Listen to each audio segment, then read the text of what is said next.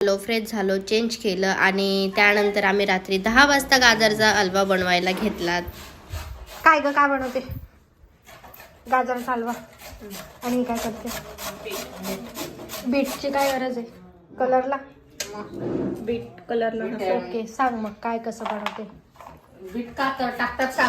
किसलेले गाजर, हे बदाम, किसलेलं गाजर, हे काजू, हे बदाम,